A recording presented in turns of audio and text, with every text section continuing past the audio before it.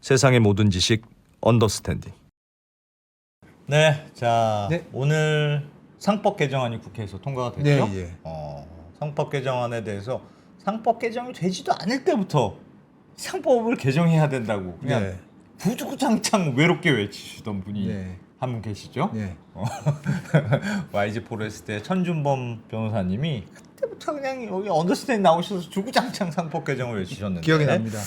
드디어 오늘 상법 개정이 돼서 돌아나는 우리 변호사님도 오신 게 아닌가 싶어서 오늘 또 모셨고, 오늘 바뀐 법은 또 뭐가 달라졌고, 네. 그래도 남은 과제는 뭔지 네. 상법계 일타 강사 천준범 변호사님 모시고 좀 배워보겠습니다. 어서 오십시오. 네, 네. 안녕하세요. 어서 오세요. 네. 안녕하세요. 네. 그래도 뭐 고생 많이 하셨네. 감사합니다. 상법 개정을 앞두고 앞에 계신 코리아 프리미엄 시대가 온다. 작년에 쓰신 책이라면서요. 작년에 썼습니다. 1년 전을 내다보고 내가 이렇게 주구장창 외치면 언젠가 바뀔 것이다. 그러니까요. 많은 분들이 이 책을 보고 돈을 버셨길 바라겠습니다. 작년엔 디스카운트라고 난리였는데. 사실은 이제 저희 코너를 코리아 디스카운트라고 만들어 주셔가지고 예. 이 사람은 좀 비관적인 사람인가 어허. 오해하실 수 있기 때문에 네. 그렇지 않다라고 그렇지 해가지고 않다. 가져왔습니다. 네. 네.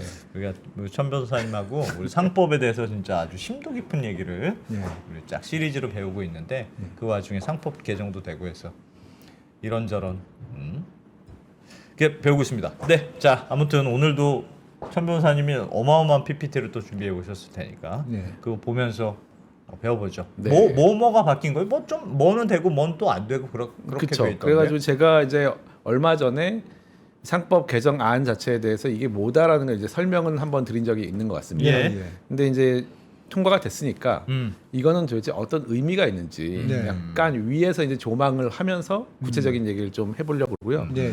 그래서 이제 상법 개정안이 통과됐습니다. 오늘이 딱 그 7월 3일이네요. 예. 되게 역사적인 날인 것 같고, 자 이렇게 지금 통과되기 전에 원래 올라와 있던 여러 가지 안들이 있었습니다. 예. 네. 전자주주총회 의무화, 그리고 감사위원 분리선임 확대, 네. 그리고 감사위원 분리선임 시 3%룰 적용, 네. 집중투표제 네. 의무화죠 이것도. 그다음에 주주충실 의무, 이게 지금까지 제일 많이 얘기했던 거. 그동안 얘기됐던 것들. 네. 그리고 독립이사제도 이렇게 올라왔는데 사실 말이 다 어려워요. 네. 그래서 오늘 저도 아침부터 많은 전화를 받았는데 예. 똑같은 말을 이제 계속 설명드리는 거예요. 아. 근데 대부분 그냥 이 용어를 해설해드리고 이게 뭐다라는 걸 설명하는데 시간을 다 쓸 정도로 네. 좀 어렵죠 사실. 아니 이게 다 그리고 뭔지. 이게 기사도 되게 많이 나왔는데 이게 봐도 정확하게 뭐가 바뀌었다는 건지를 제대로 쓴 걸 본 적이 없어요. 그래서 오늘 그래서 급조한 예. 네, 또 PPT를 하나 가져왔습니다. 어. 네. 일단은 이게 어떤 의미가 있는지 체계가 없으면 좀 막 섞여 있잖아요, 사실. 네. 그래가지고 요 옆에다가 이제 요런 우리나라의 야. 주식회사 구도와 네. 같이 이제 보는 기술 들어가기 시작했다 기술. 예. 네, 오른쪽 그림을 설명을 해드리면 네. 여기가 주주입니다. 근데 우리나라는 지배주주가 있는 주식회사라는 게 우리나라 주식회사 특징이에요. 예. 그러니까 주주가 이제 일반 주주가 쫙 더 다수로 있긴 하지만은 보통 한 20에서 30% 들고 있는 지배주주가 항상 있습니다, 거의. 네. 그래서 이런 주주가 있고, 그 다음에 이사회가 있죠. 이사회가 한 뭐 5명 정도 이상 있는데 네. 네. 이사를 이제 선임하는 방법이 있습니다. 이 화살표는. 그리고 그 중에 한 명이 대표이사가 되죠. 예. 이제 일반적인 회사의 구조입니다. 예. 네. 그러면 요거에 따라 가지고 요 지금까지 나왔던 상법 개정 안들을 이렇게 나래비를 세울 수가 있어요. 전자주주총회는 이게 주주단의 문제입니다. 주주총회를 할 때 어떻게 하는지의 문제고, 그다음에 감사위원 분리선임, 집중투표제 이런 거는 주주총회에서 이사를 선임할 때의 방법에 관한 거예요. 네. 네. 예. 선임할 때 그 다음에 이사가 뽑혔으면 어떻게 행동을 해야 되느냐라는 거에 관한 것이 충실 의무와 독립이사 제도라고 볼 수가 있습니다. 예. 이렇게 조금 구분을 해놓으면은 이제 눈이 조금 밝아진 느낌이 들죠. 그러네요. 이 네. 위에 이번에 전자주주총회는 안 됐고 됐죠. 이번에 의무화가 됐고, 의무화 됐고. 네, 그걸 이제 쭉 말씀을 한번 드려볼게요. 예. 자, 이렇게 한번 눈을 정리를 해놓고 이제 한번 보겠습니다. 자, 처음에는 이렇게 보시면은 칼라 동장. 네. 우리나라의 주주총회 상장에서 보시면은 예. 지금 이 그림을 보시면은 어떤 의미인지 아시겠죠? 주주총회에 전부 다 출석을 하질 않습니다. 네. 그러니까 요 두 분은 항상 안 나오는 사람이 있어요. 주총에. 안 나오지. 안 나옵니다. 예. 지배주주는 항상 나옵니다. 나오죠. 예. 그리고 일반 주주 중에 일부는 나오지만은 또 안 나오는 사람 많아가지고 그렇죠. 주총의 출석률이 사실은 많아야 70% 정도 돼요. 네. 되게 이슈가 있어야지만 70% 정도가 출석을 하고 예. 그거는 어떤 의미가 있을까요? 지배주주의 관점에서 보면은 좋죠. 네. 내 지분만으로도 그냥 다 결정할 수 있겠네. 그쵸. 어. 그러니까 100% 중에 나는 20%에 30%를 가지고 있었는데 네. 그게 70%밖에 안 나온다 항상. 출석을 안 하니. 안 하니까 음. 나는 사실상 실질 지분율이 그렇죠. 한 40, 50% 되는 거예요. 네. 그러니까 2, 30%밖에 안 되지만은 사실상 과반수를 나는 갖고 있어. 그리고 이 나머지 일반 주주가 다 나를 반대하진 않는단 말이에요. 그렇죠. 네. 네, 그렇죠. 그 중에 또 그냥 어. 찬성할 수도 있고 적당히 이렇게 하면 쉽게 과반수가 넘어갑니다. 네. 그러니까 안 나오면 안 나올수록 좋아하는 거죠. 좋아하는 거죠. 그래서 다른 야 언제 주총한다고? 야 그날로 잡아. 네. 다른 놈들 하는 날 그날로 잡아. 그런 거잖아요, 다들. 맞습니다. 네. 그래서 3월 말에 우리나라는 주총이 정기주총이 엄청 몰려 있죠. 예. 네. 그거는 좀 그런 이제 의미가 있습니다. 다 오지 말라는 거죠. 오지 말라는 거. 그리고 미국 같은 경우는 대부분 주총이 좀 뒤에 많이 흩어져 있어요. 네. 5월 달 정도에 다 많이 하고 그리고 제가 듣기로는 어떤 슬롯이 있어가지고 상장 회사들끼리 너무 몰려버리면 거기 주총을 못 한답니다. 미국은 네네네. 그러니까 우리나라 같이 말일에 막 몇백 개씩 몰려 있고 이런 경우는 없는 것 같더라고요. 네. 그건 그래서 진짜 오지 이 말라는 거죠. 실질 그거는. 지분율이 사실상 40~50%로 되니까 사실은 이 전자주주총회도 그래서 의미가 상당히 있는 지금 조항입니다. 어떻게 보면은 그 IT적으로 그냥 한다 이렇게 생각할 수 있지만 사실은 이 지배주주의 나머지 두 명이 다 출석을 하게 된다면 이제 이 지배주주는 40~50%가 아니고 실질 지분율 자체도 20~30%로 내려갈 수 있는 거예요. 지금도 전자주주총회는 할 수는 있잖아요. 네네. 근데 지금은 선택할 수 있게 돼 있는데 그렇죠. 즉 앞으로는 의무사항이 되는 네, 얼마 어느 이상 정도 되는 규모 이상인 규모 회사는. 이상이 되는 회사는 네. 꼭 해야 된다. 네, 그러니까 전자주주총회는 사실 거기에 가지고 뭐 줌으로 본다든지 이런 게 중요한 게 아니고 의결권을 전자로 이제 행사할 수 있다는 게 중요한 거거든요. 네. 그러니까 꼭 그걸 뭐 본다 이게 아니고 그날 아니면 뭐 그 전에 전자적으로 의결권을 행사한다는 거예요. 그걸 인정을 해준다는 거거든요. 그것도 그래도 난 그것도 귀찮아. 네, 안 들어갈래. 너무 중요한데 어. 사실은 진짜 자기가 쓰는 증권 앱 옆에 붙어 있지 않은 한 안 하잖아요. 잘. 예, 그러니까 예. 그거를 되게 쉽게 만드는 것도 사실 되게 중요한 앞으로 문제입니다. 실무적으로 그런 네. 것도 과제다. 네네. 지금은 아니, 그러니까 솔직히 난 모르겠어. 난 그냥 더 이렇게 되거나 말거나 난 잘 모르겠다. 그런 분들도 전자주주총회로 바뀌어도 분명히 있을 거거든요. 있는데 어. 제 생각에는 이거는 은근히 의미가 있을 것 같다는 생각을 하는 것이 예. 사실 우리나라 서학개미들이 갑자기 미국에 간 이유가 뭔가요? 저는 여러 가지 의미가 있지만 2021년, 22년부터 예. 모 앱이 굉장히 미국 주식 투자하기에 쉽게 나왔습니다. 그러면서 환전 땡스 네. 말씀하신 거죠? 네, 땡스. 땡스가 뭐야? 땡스. 토스요. 아 토스. 예. 네, 그때부터 좀 굉장히 크게 늘어났거든요, 사실. 그러니까 그 허들을 조금만 낮춰줘도 이게 물밀듯이 들어갈 수가 있어요, 사실은. 그래서 그런 것처럼 내가 가지고 있는 주식에 언제든지 투표를 할 수 있는 그 기능이 굉장히 가까이 왔을 때 보물처럼 터질 수도 있다.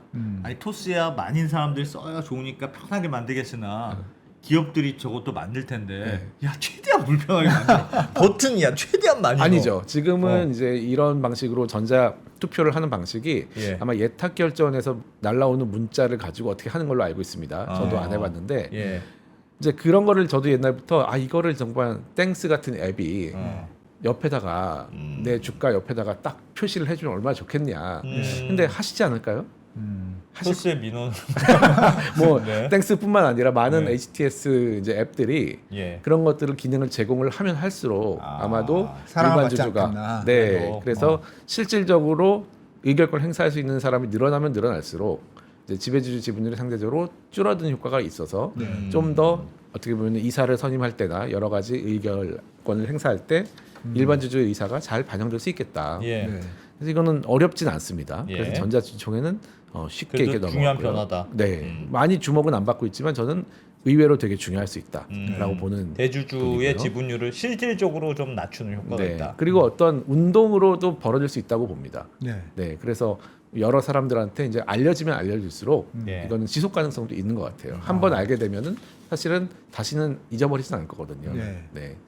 그런 의미가 있는 네. 개정인 것 같고요.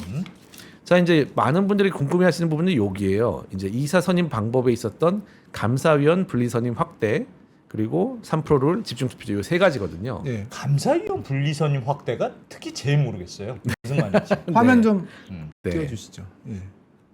네. 화면을 보시면은 네. 이 세 가지가 있는데 이사를 선임할 때 보면은 자 이제 우리나라에서 왜 그러면 대주주가 30%밖에 안 되는데 물론 실질 지분율이 50 되기도 하지만은 네. 어떻게 이사회를 다 이렇게 선임을 장악하느냐. 하느냐 장악하느냐 이거에 대해서 많은 분들이 뭔가 잘 모르시거든요 그 방법을. 근데 여기에 비밀이 있습니다. 사실은 이사를 뽑을 때 한 명씩 찬반 투표를 해요. 한 명씩 한 명씩 한 명씩. 네, 그러니까는 이사회 그 주총회 의결 그 안건을 보면은 이사 땡땡땡 후보, 이사 후보 땡땡땡 선임의 건 이렇게 해서 한 건이 나와요. 그 찬성하십니까 반대하십니까? 그렇죠. 네. 그리고 찬반으로 선임을 해요. 그럼 또 이사가 최대 100명이라도 한 어. 명씩 한 명씩 100명을 하는 거예요. 아. 근데 이상하죠. 사실은 우리는 초등학교 때부터 이렇게 누구를 뽑아본 적이 없습니다. 그렇죠. 후보 1, 2, 3을 다 놓고 투표를 다 했지. 투표 예를 들어서 2명을 뽑는다. 어. 그러면은 후보가 5명 나왔다. 어. 그러면 그냥 투표를 막 해가지고 1등, 1등, 2등. 2등이잖아요. 네. 이렇게 뽑아왔거든요. 어. 누구나 그렇게 하고 사실은 우리나라의 거대 양대 정당도 최고위원을 그렇게 뽑습니다. 예. 네. 네. 그런데 왜 이렇게 뽑는 거예요? 회사만. 왜 그렇게 하는 거예요? 네. 이렇게 하면은 네. 한 주만 더 있어도 다 뽑을 수 있잖아요. 그렇죠. 그렇죠. 네. 그- 왜냐하면 찬반이니까 계속. 근데 우리나라만 저래요? 다 저래요? 미국은 기본적으로는 우리가 아는 상식적인 방법으로 뽑습니다. 아, 정말요? 네. 그럼 이거는 처음에 제도가 들어올 때 이사를 뽑을 때 약간 대주주한테 유리하게 제도가 설계된 거네요. 그러니까요. 저도 이거를 발견하고 야 이거 왜 이렇게 뽑았어 지금까지. 여러 명을 뽑는데도 예. 1, 2, 3등으로 안 하고 어. 왜 이렇게 했을까? 저도 궁금합니다. 이건 굉장히 처음에 어떻게 들어왔지. 음. 어쨌든 이것 때문에 야. 이 약간 많은 지배주주 대주주의 지배력이 극대화될 수 있는 구조거든요. 이게. 네. 그러다 보니까 그렇겠네요.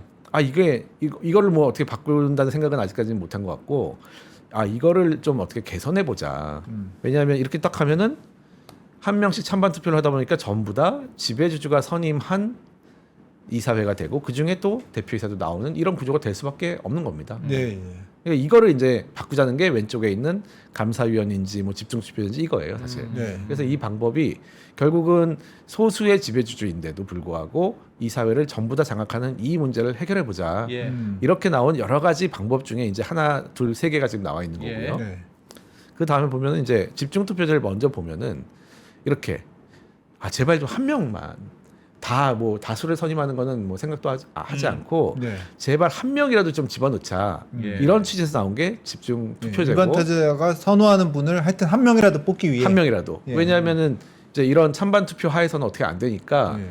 이제 여러 명 이것도 이제 여러 명을 뽑을 때 해야 됩니다. 그래서 집중 투표제는 물론 되게 좋은 제도이긴 하지만은 기본적으로는 2명이나 3명을 이상을 복수의 이사를 뽑아야 돼요 한 번에. 그래서 완전히 한 명씩만 잘라놓으면 안 돼요 이거는. 생각해 보니까 그러니까 원래대로 그러니까 자 A 이사, 안 모모 이사 찬성하세요, 반대하세요. 뭐 두 번째 뭐 이 무슨 이사 찬성이 이렇게 하나씩 하면 항상 대주주가 유리하잖아요. 네. 그래서 말씀하셨던 대로 후보를 쫙 5명을 놓고 이 중에서 1등, 2등, 3등을 가려봅시다. 네. 그렇게 투표하는 방식도 있었을 텐데 네.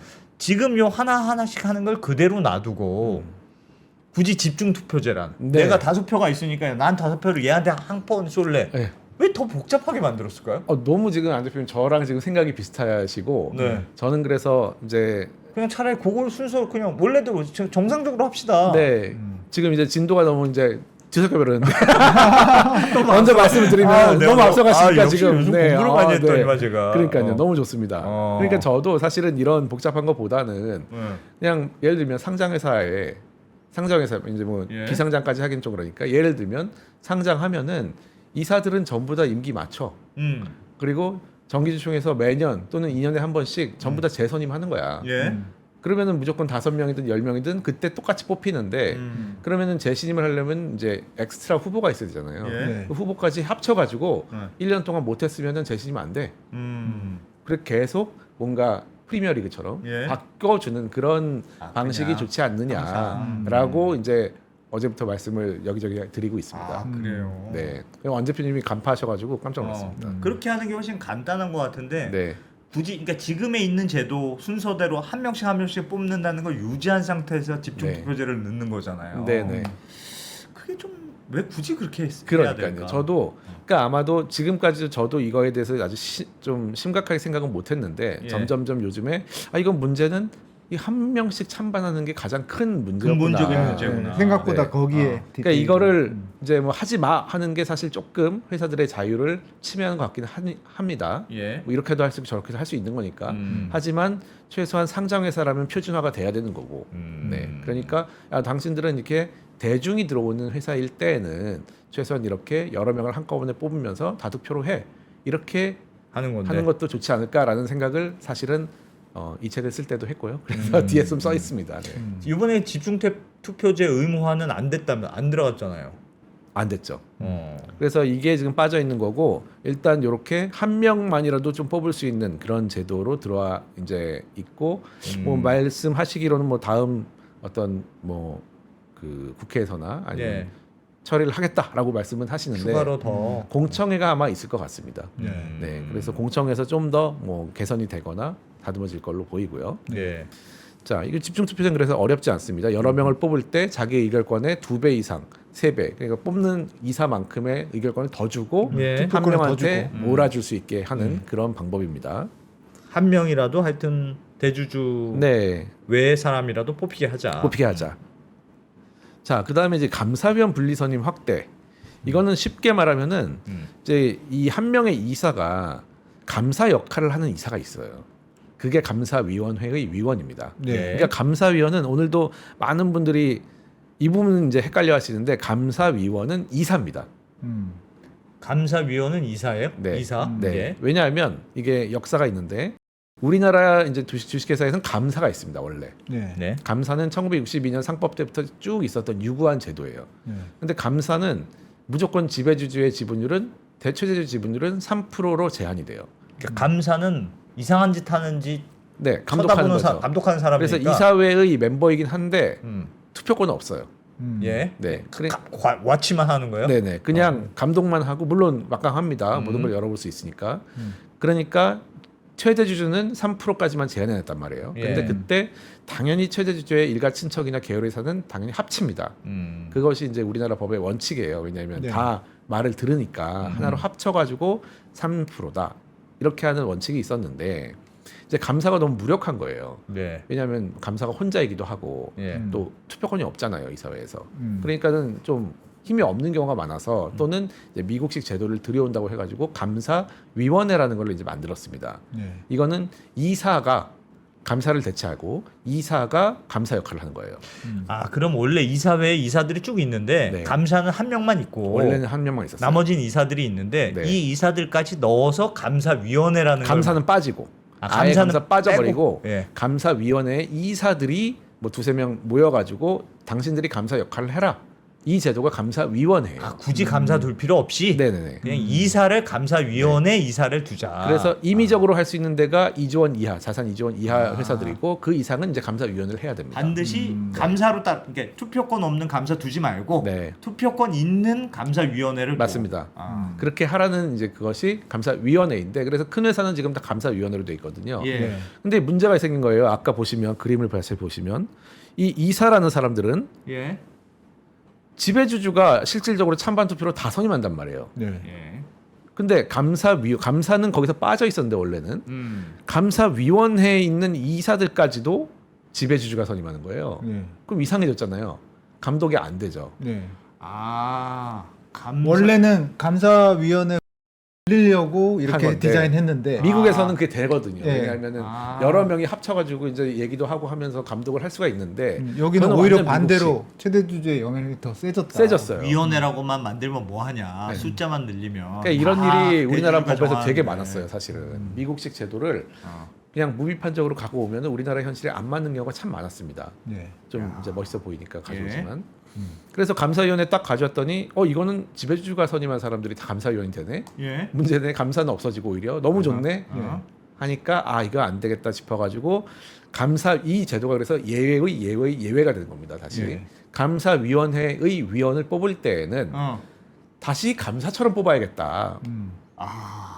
이제 머리가 복잡합니다. 이제 3% 룰을 적용하자. 하겠다라는 게 2020년에 이제 나온 거예요. 그때 상법 개정도 상당히 이제 많은 토론이 있었는데 그때 감사위원회를 그러면 어떻게 감사처럼 뽑냐? 이 사람은 이사인데 이 사람은 분리 선임을 하자. 이사 뽑을 때 같이 뽑지 말고 이 사람들은 이사에서 분리해서 3% 룰이라고 적용한 상태에서 따로 뽑아라.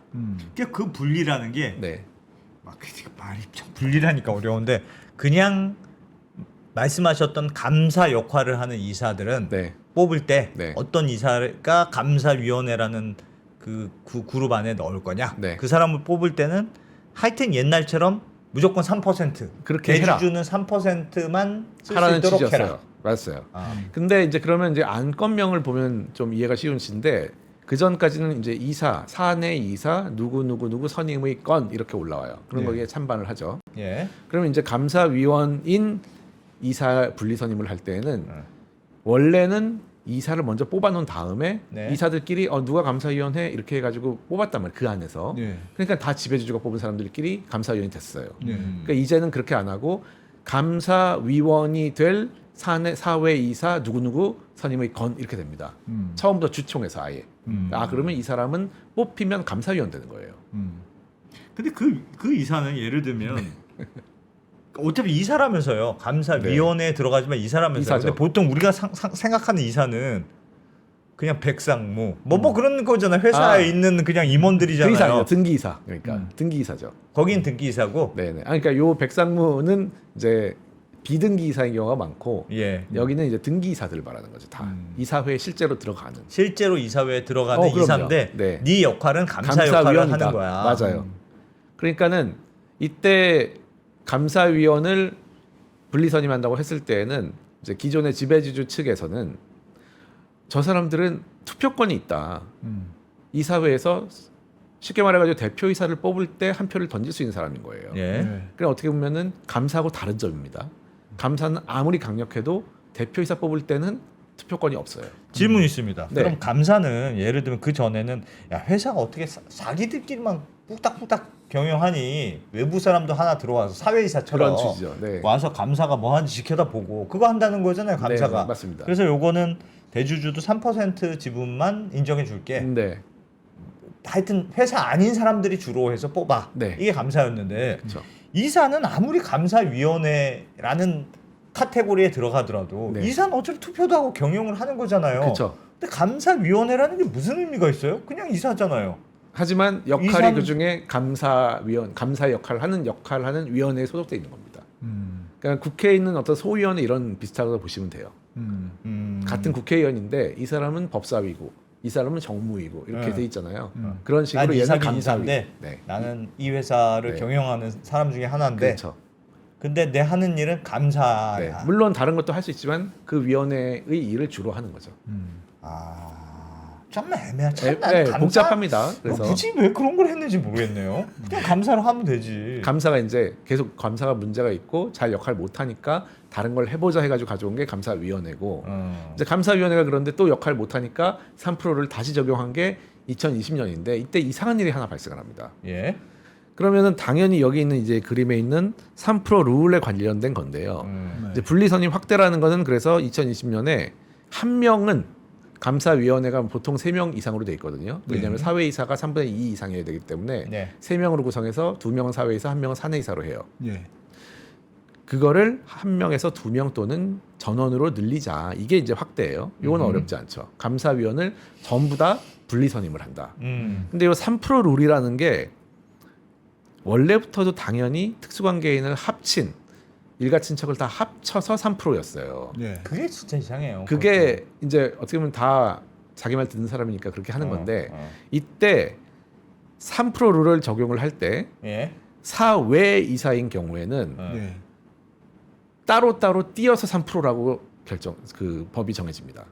사내이사는 그대로 일가 친척을 다 합친 사람을 합쳐서 3%만 딱 잘라버리는데 예. 사회이사인 감사위원을 뽑을 때에는 다 잘라서 따로따로 3% 계산해라고 해요. 최대 주주를. 그러니까 사회 이사니까 그럼 회사 입장에서 좀 불편한 이사를 뽑을 때를 말하는 건데 네.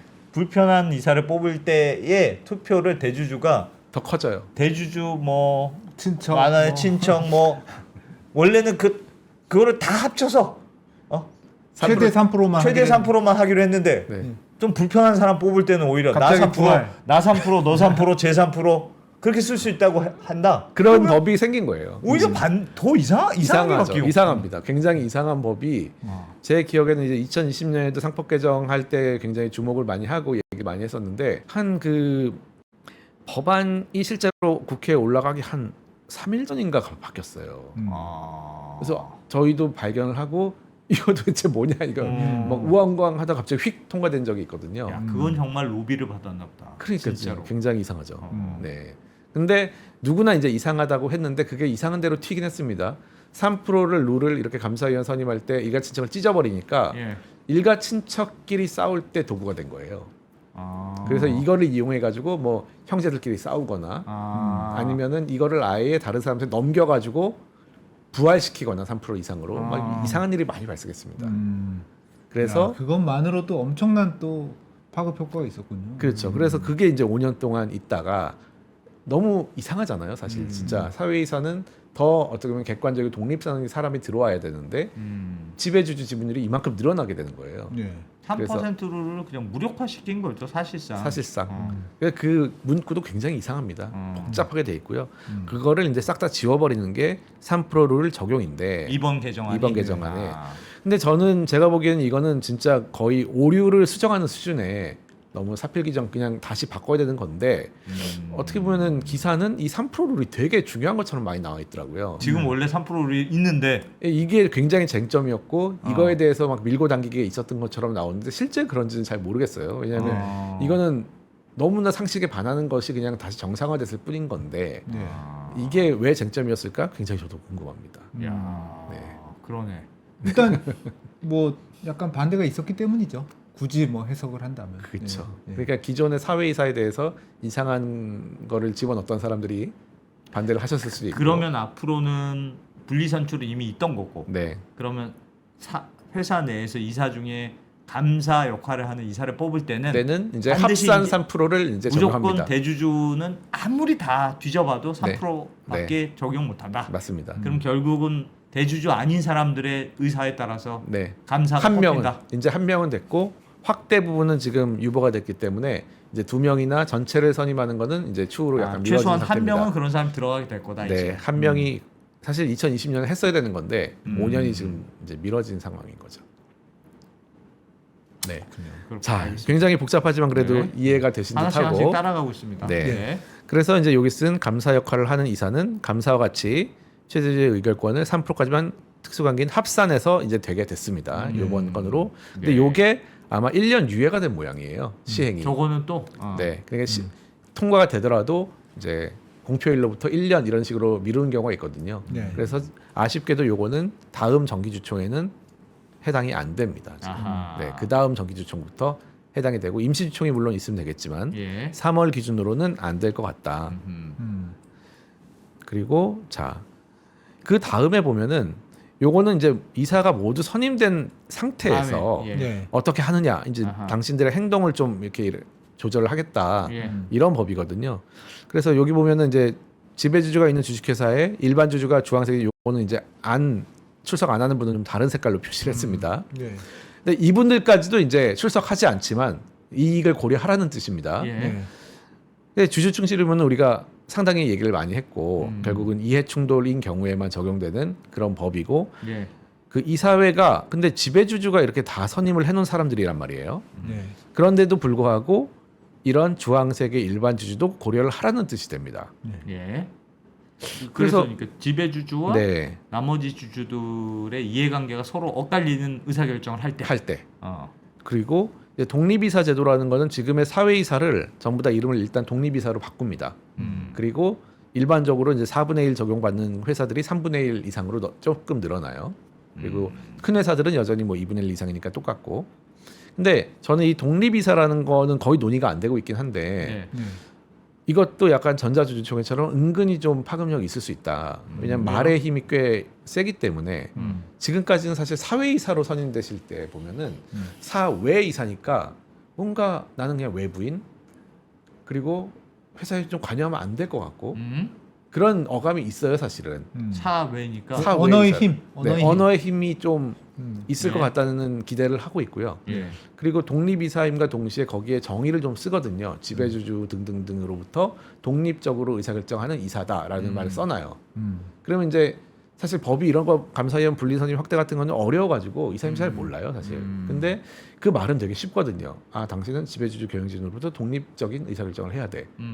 그러면 그냥 평범하게 선임돼가지고 들어가신 이사님들 그건 딱 보고 느낌이 좀 온단 말이에요. 예. 아 독립적이어야 되는구나 나는. 오히려 그리고 사외에 있는 사람이 아니고 그 안에서 이 사람을 견제한 사람이라는 게 명칭과 정의에서 딱 드러나 있어요 지금. 그래서 큰 변화는 없지만 그냥 일반적으로 이사로 선임되시는 분들의 마음은 아, 이름이 네, 이름이 이름과 그렇다. 그 정의 같은 것이 아, 지금까지는 그런 것조차도 생각 없이 하시는 분들이 상당히 네. 많았습니다 사실은. 아. 근데 이제 그 독립이사라는 명칭 자체가 나 어디에 사회이사예요라는 것보다 저 어느 회사에 독립이사예요라고 했을 때 그럼 독립적으로 일을 하십니까? 바로 물어볼 수 있어요. 독립운동하는 느낌이에요. 너 그 회사에서 독립운동하니? 네. 그런 느낌에 있죠. 어. 있습니다. 그래서 너는 그냥 어용이냐 독립이냐? 좀 그런 게 있어요. 그래서 그 타이틀을 달고 이제 사회에서 명함 파시는 분들도 있거든요. 네. 명함 파고 조금 그래도 행동이 바뀌지 않을까 기대를 해보는데 어떠신가요?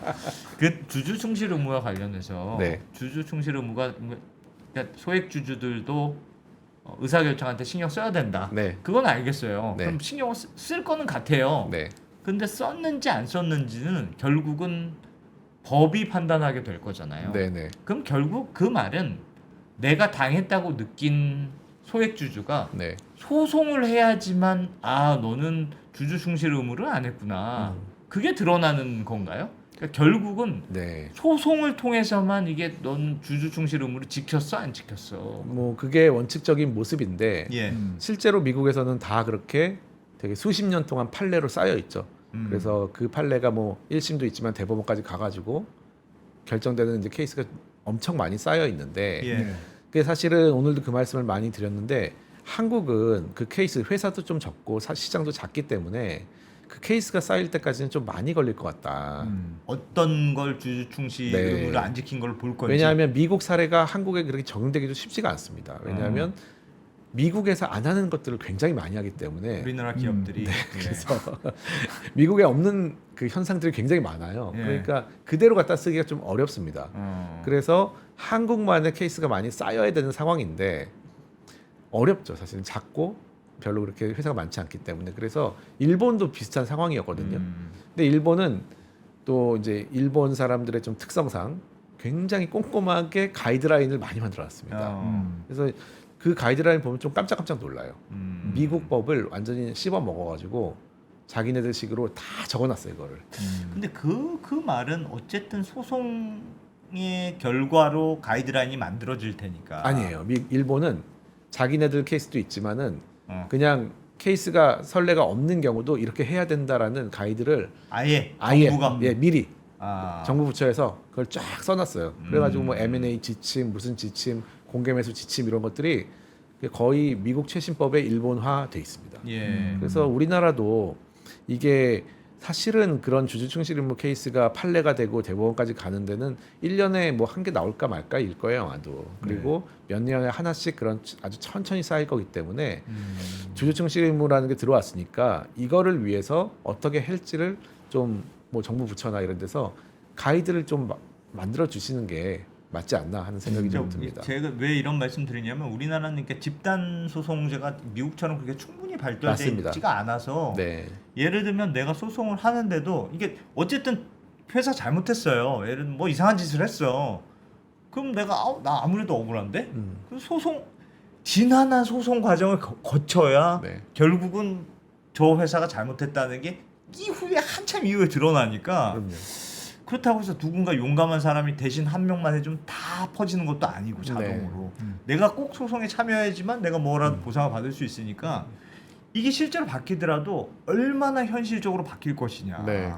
그런 퀘스천은 들던데요. 맞습니다. 그래서 주주충실 의무라는 지금 원칙과 방향이 서긴 했지만은 예. 앞으로도 갈 일이 되게 많다는 이제 말씀을 뒤에 드리려고 기존의 케이스를 몇 개 가져왔어요. 아, 예, 이거를 예, 한번 예. 주주충실 의무 관점에서 볼 수 있느냐 그런 그런 얘기를 조금 할 수 있는 시간이 있으면 좋겠고 그래서 이제 요 두 가지 독립이사와 주주충실의 의무가 이사회로 뽑혀 있는 이사들의 행동을 좌우하는 거라서 이렇게 하라는 거죠. 지배주주가 뽑았지만 이제 색깔을 좀 넣어봤습니다. 그라데이션을 이 두 가지를 다 생각하는 사람을 으로 돼야 되는데 과연 이게 되겠느냐라는 의문이 있고 그래서 이제 보면은 지금 이 초록색으로 표시된 게 지금 요번에 들어간 거예요. 요번에 들어간 거고 요 회색 부분은 안 들어간 겁니다. 네. 그럼 보시면 아시겠지만은 요 이사 선임 방법에 관한 게 사실 안 들어갔어요 요번에. 아 그러네. 네, 이사가 선임된 이사가 어떻게 해야 되느냐 두 개 다 들어가 있습니다. 그리고 주총을 어떻게 하느냐 전자 들어가 있습니다. 들어갔어요. 근데 이사를 선임하는 방법 이 방법은 지금 두 개가 빠져 있고 아하. 사실상 이거는 원래 있었어야 되는 거기 때문에 안 들어갔습니다 둘 다. 그런 셈이네. 네, 그래서 요번에 이 개정을 한마디로 말한다면 이사회 구성 방식은 당장 변화는 없다.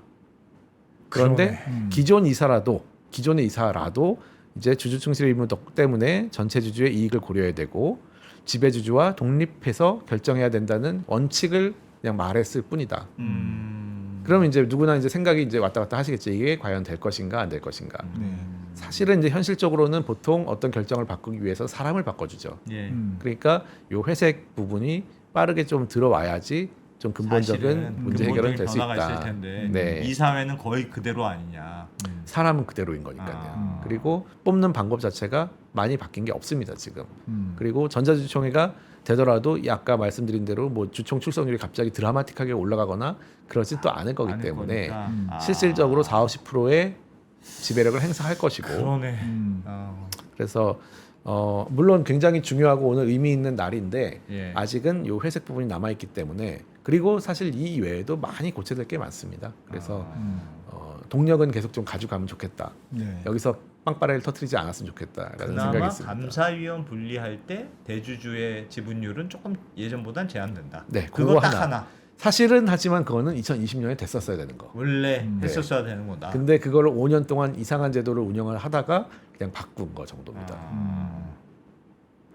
주주 충실 의무 하나 들어간 거네요. 사실은 뭐 그렇습니다. 의미 있는 겁니다. 그래서 음. 주주 충실 의무에 맞는 수많은 이제 파생되는 케이스들이 있을 텐데 그러면 이제 사실은 이번 시간에는 이제 상장 폐지 얘기를 네. 하기 위해서 이거를 가져왔다가 앞에다 붙였는데요. 예. 네. 이제 이런 거죠. 이걸 뭐 기억하시는지 모르겠는데 아주 십몇 년 전에 있었던 아주 화제가 됐었던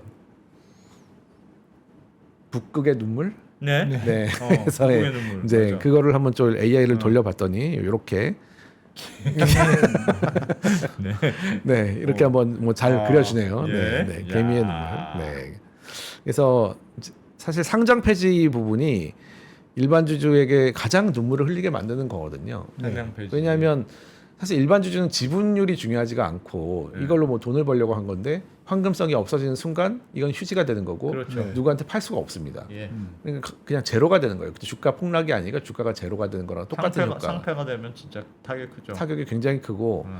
근데 상장 폐지는 지금까지 케이스가 그래도 꽤 있었는데 최근에 보면은 이렇게 자발적 상장 폐지들이 많이 늘어나고 있다고 합니다. 자발적 상장 폐지는 내가 돈 다 줄 테니까 우리 그냥 없었던 일로 합시다 상장 네. 그런 거잖아요. 맞습니다. 그럼 돈은 받잖아요, 그래도. 그렇죠. 그래서 원래 지금 이제 일본에서도 자발적 상장 폐지가 많이 일어나고 있는데 네. 그거에 대해서 이제 어떻게 보면 좋은 일입니다. 음. 왜냐하면은 거기에 상당한 프리미엄을 보통 얹어 주거든요. 보통. 왜냐면 공개 매수를 하려면은 프리미엄을 안 내면은 안 팔아. 안 파니까 아. 어느 정도 비싸게 사주기 때문에 예. 좀 아쉽지만은 나는 이걸 받고 나가겠다 이런 결정을 할 수 있고 사실은 크게 나쁜 결정은 아닌데 예. 그렇다면은 이게 왜 문제가 되냐면은 결국은 네. 이제 가격 때문에 그렇죠. 결국은 모든 게 가격 문제인데 네. 뭐 대표적으로 작년에 한번 공개 매수를 시도했다가 지금 이 시간에도 공개 매수 지금 진행 중인 예. 신성 통상이 있는데 이제 공개 매수를 할 때마다 너무 가격이 낮다는 거예요. 네. 너무 싸다. 아. 회사 가치는 그렇게 높은데 예. 왜 이렇게 싸게 하느냐. 그런데 이제 회사 측에서는 아니 지배주주 측에서는 주가가 이 정도이니까 어쩔 수 없는 거 아니냐 이렇게 이제 말씀 많이 하시거든요. 네. 그래서 항상 가격을 가지고 상장 폐지는 문제가 되는 겁니다. 그 상장 폐지의 시점을 회사가 결정하는데. 그렇죠. 오늘 너무 이제 간파를 하셔가지고 지금 깜짝 PT를 보고 오셨나? 맞습니다. 맞습니다. 네, 네 맞습니다. 오. 네.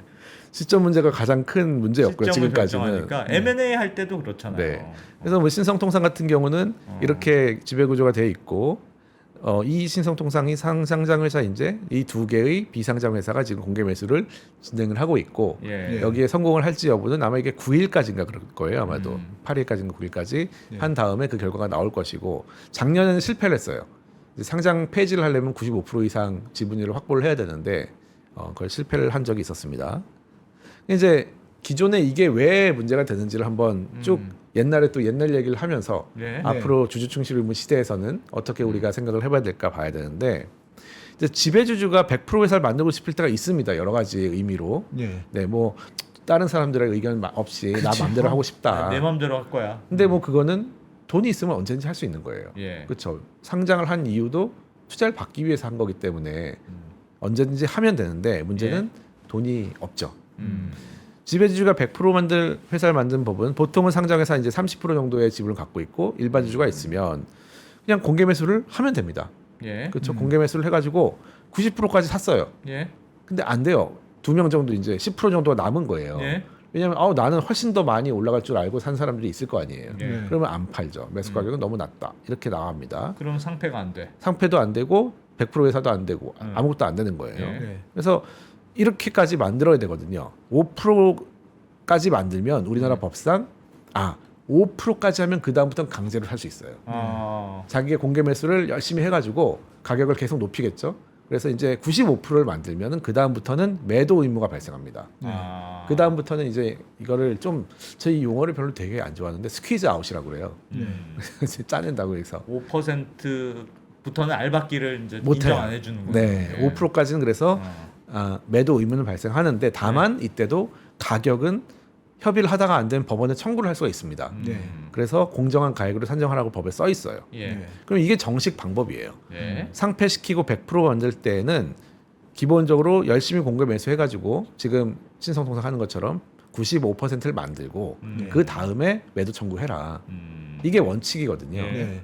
근데 이렇게 안 하고 다른 이 방법 생각을 하잖아요. 95% 계속 가격 올려야 될 것 같은데. 이제 알박기가 5.1%만 돼도 못 하는 거잖아요. 예. 이게. 물론 이제 알박기라는 표현 쓰면 안 되죠. 훨씬 회사의 가치를 높게 보시는 분들, 그죠? 그런 분들이 많을수록 안 됩니다. 예. 그리고 사실은 대부분의 이런 경우에는 그 본질적인 가치가 굉장히 높아요, 회사가. 그러니까 잘 안 됩니다. 그러니까 이런 방법을 이제 쓰기 시작한 거예요. 이게 많이 아마도 포괄적 주식표. 네, 좀 말은 어려운데 예. 네. 이게 워낙 또 이제 악용되고 있기 때문에 가끔 들어보신 분들이 있을 겁니다. 그래서 포괄적 주식 교환이라는 건 일단 뭐냐면요. 아까랑 그림이 다른 거는 요 회사가 있고 주주가 있는데 지배주주가 이제 모회사, 회사인 경우에 예. 네.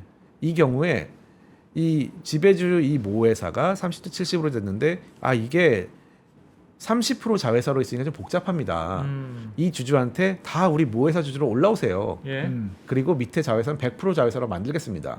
이렇게 할 수가 있는 방법이 포괄적 주식 교환입니다. 예. 그러니까 주식을 바꿔주는 거예요. 네. 자회사 모회사 주주한테. 주식하고 자회사 주식 네. 바꿔주는 거죠. 자회사 주주들한테 당신들한테 이제 모회사 주식을 줄 테니까 같이 하고 이거는 100% 자회사로 해가지고 같은 운명차가 됩시다. 왜냐하면 모자회사가 이렇게 잘라져 있으면은 계속 싸우니까. 네. M&A랑 비슷한 느낌이죠. 맞습니다. 네, 그래서 그 M&A 방법 중에 하나입니다. 그래서 이런 방법을 상법이 규정을 했어요. 예. 근데 이제 주식을 주면 좋은데 이렇게 합병하거나 주식 교환을 하는데 이 자회사 주주한테 돈을 주면 어떨까요? 돈으로? 네. 돈. 모회사 주주가 같이 되면 좋은데 예. 100% 자회사를 만들면서 돈을 주겠습니다 하면은 어떤 생각이 드세요? 갑자기 지금 자회사의 주주셨습니다. 자회사의 주주였는데 돈 먹고 나가라. 그런 느낌이잖아요. 네. 네. 먹고 떨어져라. 네. 많이 주면 떨어진다. 많이 주면 또 가격의 문제로 갑니다. 가격이 분명히. 많이 문제죠. 주면 떨어지고 적게 네. 주면 약간 기분 나쁘다. 안 되죠. 어. 그래서 사실은 이 포괄적 주식 교환이라는 건 100% 자회사를 만들고 이 주주를 끌어올리는 데 의미가 있거든요. 예. 근데 돈으로 보상하는 방법이 사실은 있으면 좀 안 됩니다. 왜냐하면은 이렇게 70%나 되는 주주는 돈으로 보상을 했을 때 너무 많은 사람들이 있기 때문에 돈으로 보상했을 때 다 동기가 달라요, 사실은. 네. 그래서 이렇게 하라는 제도가 아니에요, 사실은. 네. 네, 100% 자회사 만들고 모회사로 다 올라오라는 제도인데 만약에 지분율이 아까는 3대 7이었는데 7대 3이라면 어떨까요? 조금만 사면 스퀴즈 아웃 시킬 수 있겠네요. 그렇죠? 어. 그러면서 이 포괄적 주식 교환은 이 밑에 있는 자회사가 특별 결의, 주주 쪽에 특별 결의만 하면 할 수가 있습니다. 그러니까 3분의 2 이상이면은 이 포괄적 주식 교환을 결의를 할 수가 있어요. 예. 네. 자, 그런데 또 더 문제가 되는 거는 특별 결의를 통해 가지고 포괄적 주식 교환을 해 가지고 자회사 주주는 다 모회사로 올라가세요라고 하면 좋은데 네.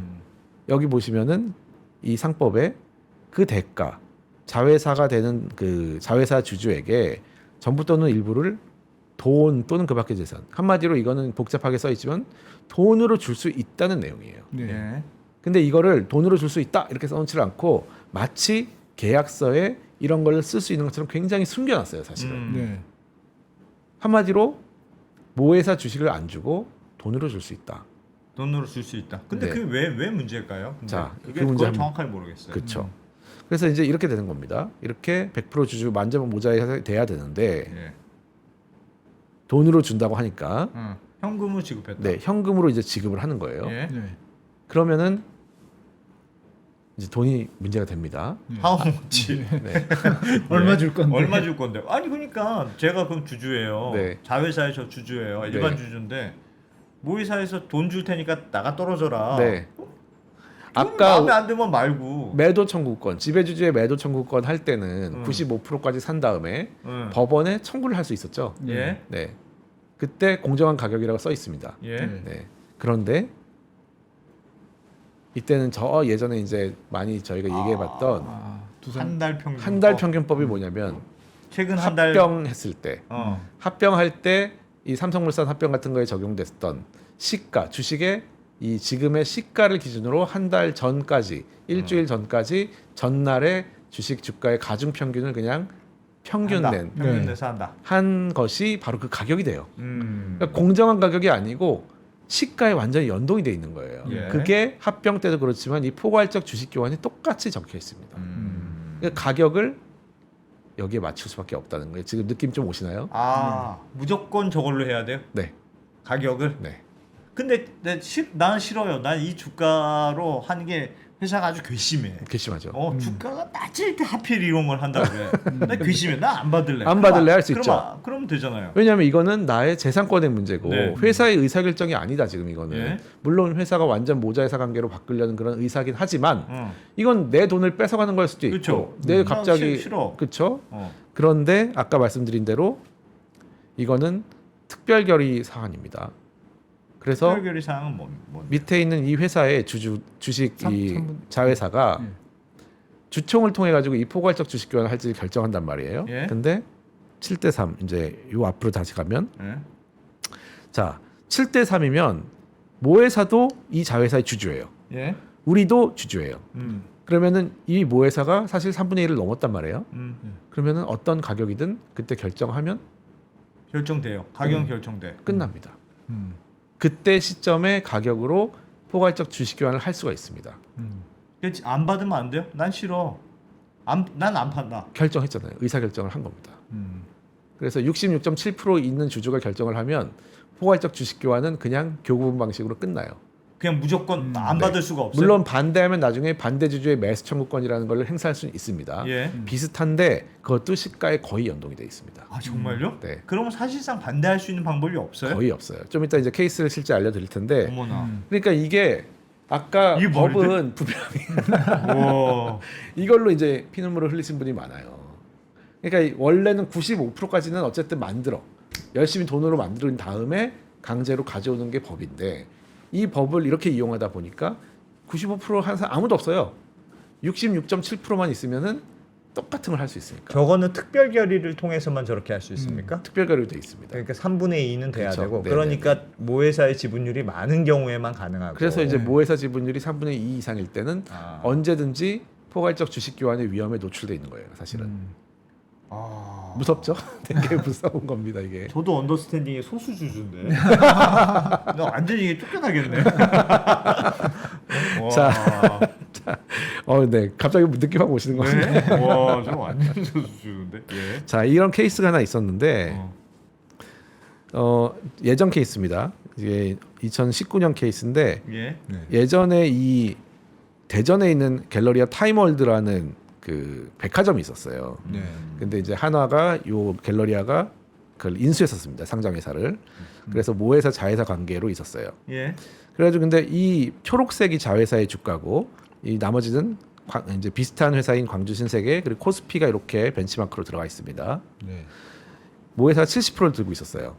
네.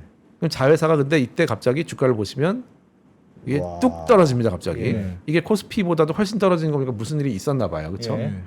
이럴 때 갑자기 자회사합병을 결정해. 갑자기 이제 어떤 일이 아. 있었냐면은 이때 이 타임월드가 갖고 있던 면세점 철수를 하는 일이 있었나 봐요. 예.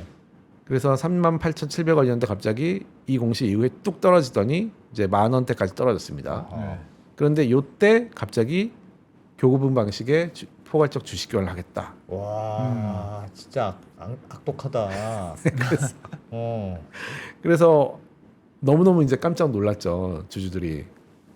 만약에 이거를 거부하면 네. 거부해도 별로 방법이 없다. 자, 이게 소송을 어떻게 한다. 이루어지냐면은 이렇게 됩니다. 보통은 이제 모회사가 있고 자회사가 있고 완전 자회사로 만들고 당신들은 돈을 주겠다 이렇게 예. 나오잖아요. 예. 네.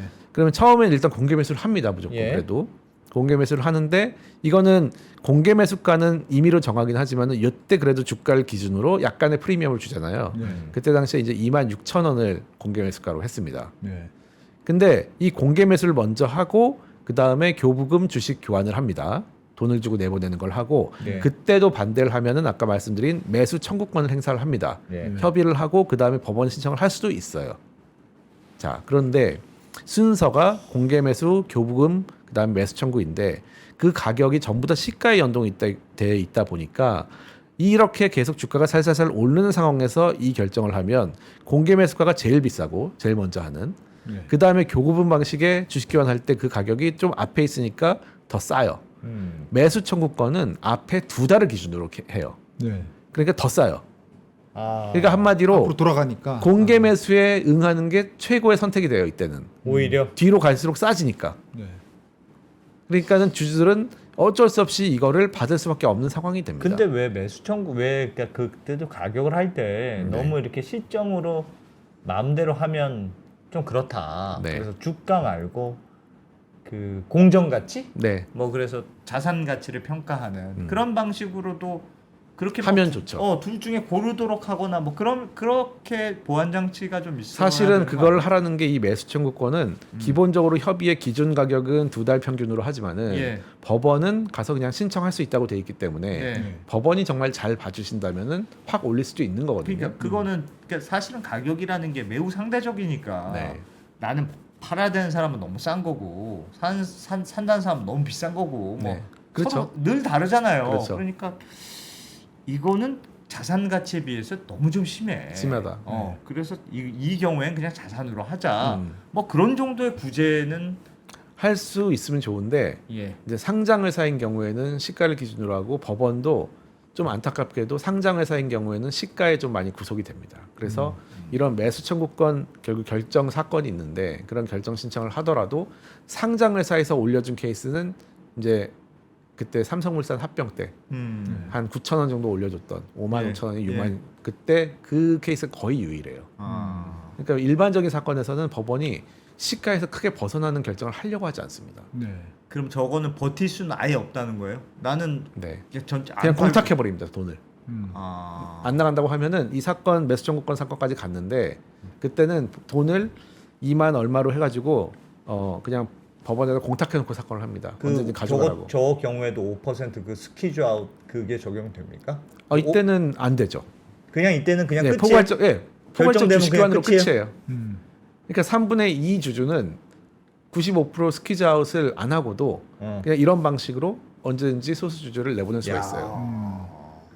굉장히 이렇게 하라는 법이 아닌데 교부금이라는 그 계약서에 쓸 수 있다는 그 조항 하나로 지금 이렇게 악용이 많이 되고 있습니다. 근데 이거는 가격의 문제라기보다는 3분의 2가 결정하면 나머지 3분의 1은 내보낼 수 있어.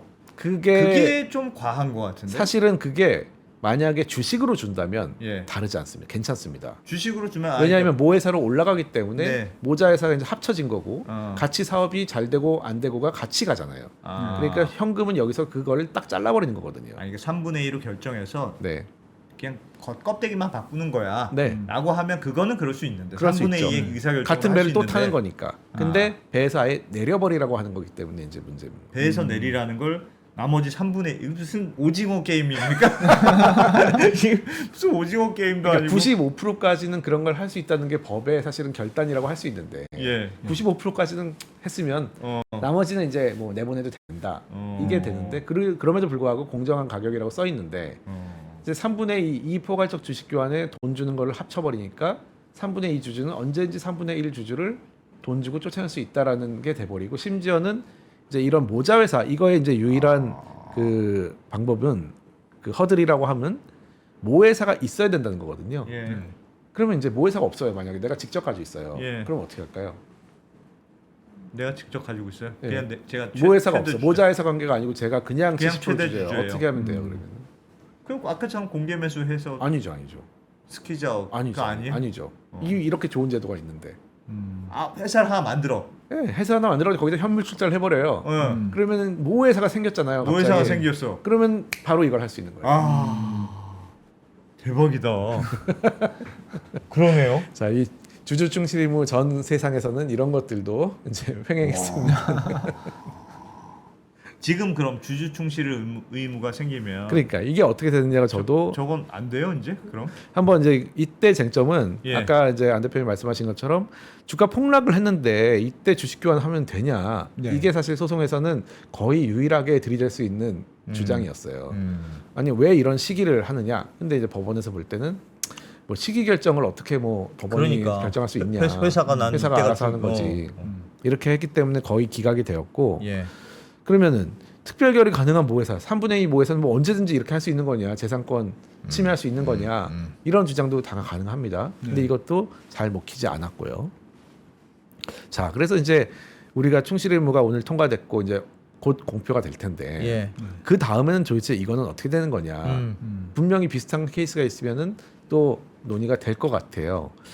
야, 근데 저거 있어도 약간 애매할 것 같은데요. 그렇죠. 네. 그래서 주주 주주 충실 충실 의무가 의무가 있다고 만병통치약이 아니라는 말씀을 사실은 드리고 싶어서 아. 이런 케이스를 갖고 온 겁니다. 그러니까 저 우리 그 변호사님한테 우리가 배운 바로는 주주 충실 의무는 대주주와 소액주주 간에 이해 충돌이 있을 때 네, 이익이 충돌돼야 됩니다. 이익이 충돌돼야 되는데 저 경우를 대주주와 소액주주가 이익이 충돌된 경우로 볼 수 있는가?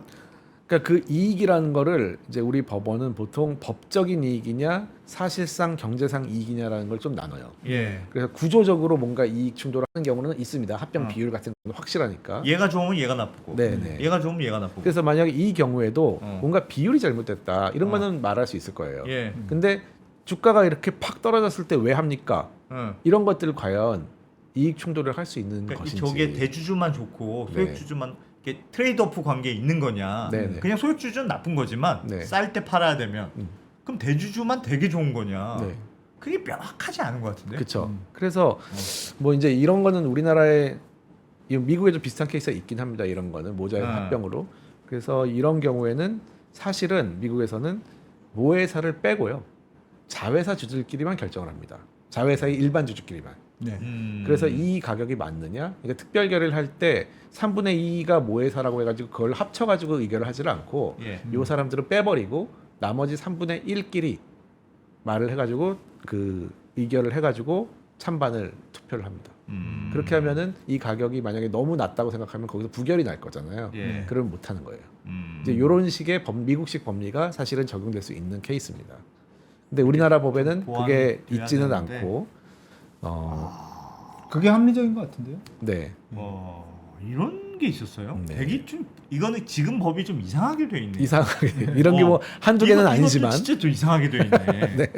이것도 도대체 왜 이렇게 만든? 도대체 왜 이렇게 만든? 아니 저 이제 뿌듯합니다. 지금 이제 이해를 하시고 굉장히 이제 이상하다라는 느낌을 네. 받으신 거잖아요. 네. 네. 좀 이상한 것 같습니다. 네, 그래서 이런 경우라면은 뭐 우리나라 법에 이제 특별 이해 관계인이라는 조항이 있긴 해요, 사실. 예. 그래가지고 이런 경우에는 모자회사 합병 주식 교환 할 때는 모회사는 네가 하고 싶은 사람, 그러니까 특별히 이 결의에 이해관계 있는 주주가 아니냐 이럴 때는 이결권을 행사하지 못한다는 조항은 있는데 그게 모자회사 케이스에도 적용되느냐의 문제가 있는 겁니다. 그래서 최근에 이제 남양유업 케이스 같은 거에서 네. 주주임과 동시에 임원인 이사였던 이제 회장의 퇴직금을 스스로 셀프 결의를 했단 말이에요. 예. 네. 그런 건 안 된다고 지금 이제 대법원 판결이 난 상황이거든요. 네. 그거랑 이제 법리는 같아요, 사실. 특별 이해관계인이라고 해가지고 당신이 어떻게 셀프 결정을 하냐. 당신이 상장 폐지시키고 이렇게 스퀴즈아웃 한다는 결정을 어떻게 네가 스스로 하느냐. 이건 안 된다. 너 빼고 해라. 이렇게 할 수도 있는 법리인데 아직은 학설이 이런 경우까지 된다고 하진 않고 있습니다. 하진 않고 네. 좀 뭐 발전할 수는 있겠죠. 현금을 할 수 있다고 하는 게 뭔가 그걸 이런 걸 의도하고 한 건지 아니면 모르고 한 건지 그 현금도 할 수 있도록 해줘야지. 그렇죠. 뭐 그렇게 미국에 있으니까 가져온 거예요, 사실 단순하게 결국은. 생각했을 수도 있고요. 맞아요. 근데 그거를 발견하고 이게 생긴 지는 굉장히 그래도 좀 2010년에 들어온 법이니까 예. 꽤 됐는데 이렇게 악용되기 시작한 건 사실 한 5, 얼마 6년 안 이후부터요. 아, 그러니까 발견한 거예요. 이게. 변호사님들이 개발한 거구나 전략을. 네, 그런 것 같습니다. 자, 그리고 이제 케이스가 이제 조금 어려운 것도 있어요, 사실은. 예. 이게 쉬운 것만 있는 게 아니고 또 이제 상장 폐지를 하고 싶은데 모회사가 있어요. 이거는 예전에 있었던 이 아트라스 BX라는 아주 좋은 회사였죠. 예. 지금 합병됐는데 이 회사에서 있었던 아주 좀 지난한 스토리입니다. 예. 네. 이제 상장 폐지를 하려고 했었어요. 2016년 이전에 이렇게 3대 7 정도로 가지고 있었어요. 네. 근데 상장 폐지를 하려고 이 당시에는 회사가 자기 주식을 샀습니다. 자사주를 샀어요. 왕창 샀네. 2,700억을 자사주 예. 샀어요. 예. 예. 그리고 자사주가 60%가 됐어요. 아하. 네. 상패를 하려고. 예. 근데 왜냐하면 이때까지는 이것도 굉장히 이제 법이 주가는 디테일이 엄청 올랐겠네. 중요한데. 그 과정에. 예. 그런데 그때 거래 규정에는 이 상패 규정의 95%를 맞추는 거기에 괄호 열고 자사주 자사주는 제외? 포함한다. 포함한다. 돼 있었던 거예요. 95% 맞출 때 이제 이런 게 아무 생각 없이 많은 법에 들어가 있어요. 그러니까 자사주가 이렇게 60% 이렇게 생각하는 게 아니고 보통 뭐 1%, 5% 이렇게 갖고 있으니까 이거를 할 때는 그래 그거는 그냥 그 지배주주나 회사 거랑 똑같다 이렇게 생각하는 바람에 자사주는 포함 이렇게 써 있는 경우 되게 많거든요. 예. 그런데 큰 의미가 없어요. 원래는 뭐 1%, 2%니까. 근데 이때는 갑자기 60%를 사버리니까 예. 상장 폐지를 하려고 지배주주가 돈을 낸 게 아니고 회사 돈을 낸 겁니다. 그러네요. 그러니까 이게 말이 안 된다 해가지고 엄청 일반 주주들이 이제 반발을 했고 예. 2년 동안의 어떤 투쟁을 통해 거래소 규정이 바뀌었습니다. 그래서 최대 주주 자금으로 95% 필요하다 지금 그렇게 바뀌었어요. 이렇게 바뀌었고 그 다음에는 아예 자기 주식을 제외하고 95%로 바뀌었어요. 근데 저 과정에서는 자기 주식을 저렇게 많이 사면 주가가 많이 올랐을 텐데 그래도 반대 많이 했을까요? 그렇죠. 근데 이제 아마도 어. 그 오른 주가도 굉장히 부족하다고 아마 주주들이 그래도? 생각했나 그래도 봐요. 부족했다? 네. 그리고 이제 상패 직전에 있다 보니까 그 다음부터는 저도 요때는 잘 모르는데 그 다음부터는 주가가 굉장히 떨어졌습니다. 상패될 예정이라고 네, 예정이기 하니까. 때문에. 그래서 요때 거래소 규정이 이렇게 바뀌는 바람에 예. 이제 요 자기 주식을 빼면 3대 1이거든요. 응. 그러니까 75대 25예요. 예. 그러니까는 95가 택도 없이 이제 모자라게 된 겁니다. 예. 네. 그러니까 이 상태에서 지금 이제 답보 상태가 돼 버린 거예요. 상패도 못 하고 사실 유통 주식은 거의 없는 상태에서 계속 상장이 돼 있는 그런 상태가 됐습니다. 예. 자, 그래서 이제 그때 이걸 쓴 거예요. 모자에서 이제 합병을 하겠다. 왜냐면 75는 이제 확보가 됐으니까. 예. 이거는 모자에서 합병을 통해 가지고 스퀴즈 아웃을 하려고 한 겁니다. 예. 네. 그래서 이때 자기 주식이 60%를 갖고 있는데 자회사 기업 가치가 5천억이었어요. 그럼 모회사가 아까 이제 우리가 배운 대로 특별 결의를 통해 가지고 할 수 있는 상황이 잖아요. 예. 네. 그렇죠. 그러면은 이제 일반 주주의 몫이 얼마가 되는가가 되게 중요합니다. 이게 되게 어렵습니다. 모회사가 합병을 하면 주식을 이제 발행을 합니다. 예. 네, 발행을 할 때 이때는 교부금은 아니었어요. 그래서 이제 합병 100주면 3대 6대 1로 나눠질 수 있습니다. 예. 예. 그러면은 굉장히 희한한 결과가 발생하는데 첫 번째 일반 주주한테 이제 몇 주가 가는지에 대해서 결정을 하는데요. 모든 6, 3, 1을 모두 배정을 해요. 좀 어렵지만 해보겠습니다. 그러면 60, 30, 10이잖아요, 그렇죠? 예. 그러면은 자기 주식에게 기업 가치가 많이 갔습니다.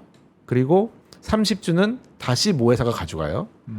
어려우니까 이제 일반 주주 것만 보면 일반 주주에게는 10주만 갑니다. 네. 네. 그러면은 자회사 기업 가치 중에 500억만 일반 주주한테 가는 거예요. 예. 무슨 말인지 모르겠어요. 이 합병을 하려면은 예. 모회사가 새로 주식을 발행해 가지고 나눠줍니다. 자회사 주주한테. 예. 근데 자회사 주주가 모회사도 자회사 주주고 어. 일반 주주도 자회사 주주고 예. 자기 주식도 자회사 주주예요. 네. 아 그렇죠. 그렇죠? 그렇죠. 그렇죠. 그러니까는 똑같이 10주, 30주, 60주를 나눠준다고 해봐요. 예. 그러면은 아 비율대로. 네, 비율대로 그냥 가는 겁니다. 어. 그러면 기업 가치 5천억 원이 어떻게 나눠졌는가? 어. 그러면은 1,000억 아니죠. 이게 5천억이니까 딱 그 비율대로. 그 비율대로 나눠지겠죠. 가는 거예요. 예. 그렇죠? 네, 3천억, 네. 1,000억 이렇게 저건 10%만 가고 10%만 가는 거예요. 자, 그럼 500억만 가고 500억만 일반 주주한테 갖다 보면 됩니다. 예. 그거 빨간색을 주로 보시면 될 것 같고. 근데 모회사 주식은 야 이거 어차피 없어질 거니까 안 줄 거야. 자기 주식 될 거니까 안 발행할래? 얘한테는 안 줄래? 이렇게 하면은 10주, 60주만 갑니다. 그러면 네. 1대 6이 돼요. 그러면 일반 주주한테 더 많이 갑니다. 네. 네, 왜냐하면 5천억이 1대 6으로 나눠졌어요. 아까는 1대 9로 나눠졌는데. 네. 네, 그래서 좀 더 많이 가고 모회사 주식하고 자기 주식한테 다 배정을 안 해버려요. 그러면은 그걸 내가 선택할 수가 있어요. 그러니까 그게 또 공백이 있었던 거예요. 아. 배정을 하냐 마냐 뭐 이게 뭐 포함 저렇게 하면 10주지만 5천억이 다 가는 거죠. 그렇죠. 어. 그러니까 이게 배정의 방법에 따라 가지고 너무 기업 가치가 배분되는 방법이 달라지는 겁니다. 아, 그 말이구나. 네. 5천억을 나눠주는 건 나눠주는 오케이. 방법이 근데 어떻게 나눠주는지를 네. 결정할 수 있게 돼 있다. 그게 제일 큰 것이 바로 이 자기 주식이었던 거예요. 60%나 들고 있으니까 얘한테 주냐 마냐에 따라 가지고 일반 주주에 가는 몫이 완전히 달라지는 거예요. 아. 근데 자기 주식한테 배정하는 거는 결국은 다시 모회사로 가는 거거든요. 네. 그렇죠. 그러니까 그렇죠. 저건 좀 이상한. 희한하게도 자사주 자사주한테 배정을 배정하는 해버리니까 건 이상한 것 같은데요. 그렇죠. 이상한데 거기에 대한 또 룰도 없었던 겁니다. 음.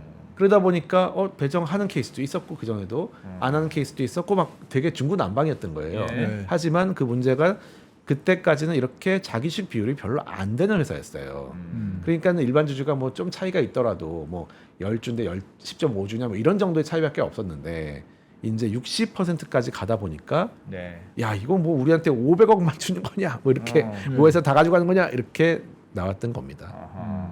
그래서 모회사는 원래부터도 자기 주식임에도 불구하고 90% 지분 갖고 있던 것과 같은 효과를 누리는 이런 케이스였고 만약에 소각을 했다면은 25대 75로 원래 지분율이 75대 25잖아요. 그러니까. 이게 맞죠 사실은. 네. 그거대로 됐을 네, 텐데. 그게 소각을 하고 했어야 되는데 소각 없이 했기 때문에 이렇게 이상한 결과가 발생하는 경우도 있었다. 네. 그 사실 그냥 어렵다라는 것만 느끼시고 가시면 됩니다. 네, 사실은. 네. 그래서 이런 일이 있는 게 어쨌든 아까 말씀드린 대로 특별 결의가 가능하다는 이 문제가 있습니다. 75%만 되면은 뭐든지 할 수 있냐?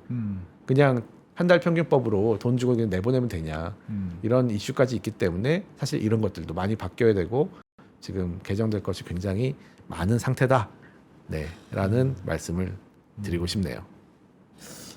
뭔가 의사결정을 할 때 3분의 2 정도나 찬성했으면 그냥 대세라고 생각하고 우리가 그걸로 가는 거자 하자. 특별결의라는 게 약간 그런 취지인데. 근데 회사의 일이라면 그렇죠. 예. 회사 공동의 일이라면 그런데 이거는 공동의 일임과 동시에 나의 재산권의 문제가 됩니다. 아, 내 재산. 네, 그게 차이가 나는 겁니다. 아. 그래서 공동의 일일 때는 특별결의까지 받았는데 회사 일을 더 이상 그거 반대하면 안 반대하더라도, 되지. 예, 어, 더 이상 그냥- 이제 승복을 해야 되는 게 맞는데 예. 이거는 이제 회사가 그 다음에 같이 가면서 내가 그 이익을 동일하게 받는 거잖아요. 예. 근데 이거는 합병이나 주식 교환은 바로 나를 내보내거나 이런 케이스가 되면은 내 돈을 뺏어가는 결과가 될 수 있기 때문에 사실은 좀 부당한 면이 있죠. 약간 그런 느낌일까요? 특별 결의로 월급을 올해는 안 주기로 한다.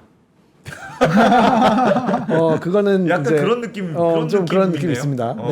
아니면 이번에는 뭐 그냥 50만 원만 주기로 한다. 네. 뭐 그런 요 특별 결의로 결정한 거야. 네. 하지만 그런- 이제 그런 느낌이네요, 주주의 살짝. 재산권 그렇게 하면 이제 안 된다는 것이 미국에서는 많이 있고 그런 경우에는 이제 MOM이라고 합니다. 그래서 Majority of Minority라고 해가지고 이렇게 이해관계가 있는 경우에는 그 사람은 빠지고 예. 나머지끼리 결정을 해가지고 결정을 해라. 당신의 재산권 문제니까 이렇게 하고 있습니다. 법의 취지는 좀 뭔가 효율적으로 의사결정을 하기 위해서 한 것 같긴 한데 네. 조금 뭐가 이렇게 우리나라 상법을 보면 자세히 보면 뭐 이렇게 살짝 꼬아놓은 것 같은 그런 느낌이 살짝 드네요. 그런 그러니까 법은 되게 많아요. 사실.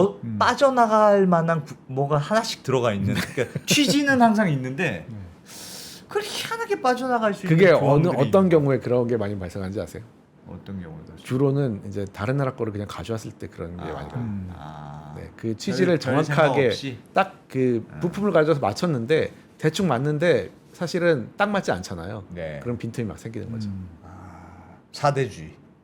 뭐 사대주의일 수도 있지만 좀 더 정치하게 가져와야 되는데 일을 좀 잘해야 되는데. 네. 아니 이건 솔직히 변호사님 이렇게 법이라는 게 꼭 의도대로 움직이는 건 아니니까. 그래서 수많은 사실은 변호사님들이 이거 막 빠져나갈 방법을 생각해내서 그런 거 아닙니까? 그래서 충실 의무가 이제 필요한 겁니다. 빠져나가려고 하다가도 뭔가 이제 끝에 이상한 막이 하나 있는 거죠. 예. 네, 그런 정도의 의미가 있습니다. 아니, 또 이런 걸로 또 돈 버시는 분들도 있고 뭐 그렇긴 합니다만 좀 여전히 이상한 게 맞고 네. 오늘 말씀 들어보니까 오늘 뭐 다들 상법 개정돼서 와 뭐 이런 분위기였는데 크게 바뀔 것 같지 않다는 생각이 오늘 다시 드네요. 아 그래도 주주 충실의 의무가 있으면은 그런 것들을 마지막에 최후의 보루는 생긴 겁니다 지금. 그냥 대원칙은 하나 생겼다. 네. 도덕론은 하나 생겼다. 원칙. 그래도 뭐 그 최후의 보루가 있다 없다는 너무 중요하기 때문에 그래도. 네, 그래도 비빌 언덕이 생겼다 이 정도는 네, 의미가 있습니다. 근데 이제 변호사님은 이 정도 가지고 생색내지 마라. 아, 네 앞으로 갈 길은 멀다. 더 열심히 하자. 뭘 지금 하긴 한 거냐? 내가 이거 몇 년 전부터 얘기했는데 어? 이제 와서 요거 해놓고 더 채찍질 막 하는 말을 달리라고. 알겠습니다. 네. 아 오늘 상법 개정안에서 궁금했는데 뭐 하여튼 뭐 채팅창에서도 야, 난 여러 번 들은 것 같은데 너희 또 하냐? 뭐 이런 말씀도 있었는데 요 정도까지 나온 거는 아마 없었을 거라고 생각합니다. 전 변호사님 오늘도 하여튼 말씀 잘 들었습니다. 네, 고맙습니다. 감사합니다. 잘 네, 들었습니다. 감사합니다. 네.